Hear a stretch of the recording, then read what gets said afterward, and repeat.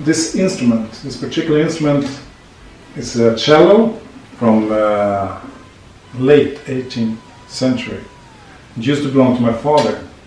And I've listened to this almost every day when I grew up, because my father loved this instrument and he played it very often. And I learned to love the music of Bach and all this kind of wonderful classical music.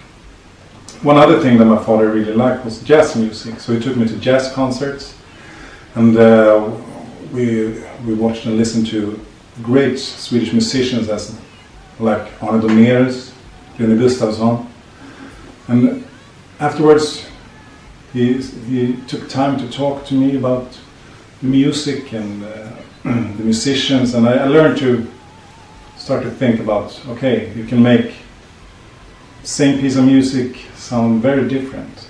So that was something I always brought with me. Also, at an early age in life, I studied classical music, which was very good for me. I really liked it in the beginning. I played some cello, I sang classical music.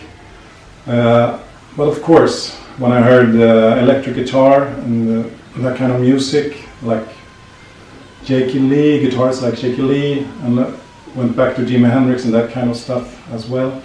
Of course, I fell in love with that, and after that I kind of lost a little bit interest in the classical music. So when I went to the music school the last years, I spent more time with my guitar than in class actually. But anyway, one other thing that was really important for me was when I was about 18 years old, I met an American singer who was called Curtis Knight. He used to play with Jimi Hendrix, and he also played with Fast Eddie Clarke actually a little bit later from Motorhead. And he came to Sweden, and I played with him for like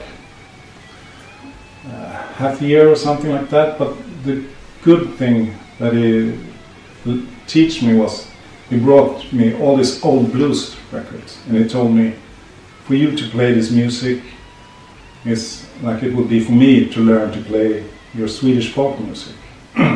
But try to study it and try to learn it as good as you can. From that point, actually, I fell in love, really fell in love with the blues, and really that was my starting point, and I never looked back after that. It's always has had a big impact on me, blues music.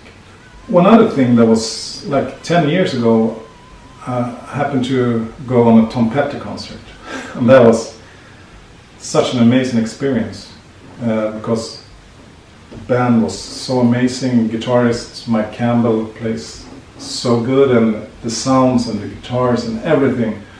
It was such a big musicianship. So when I saw that, I felt this is how I want to perform music. So all these things really had a big impact on me, and keeps on inspiring me, and probably shaped me to the person I am. And I'm thankful for that. And now I'm going to my studio to work. Goodbye. I know now it's much too late.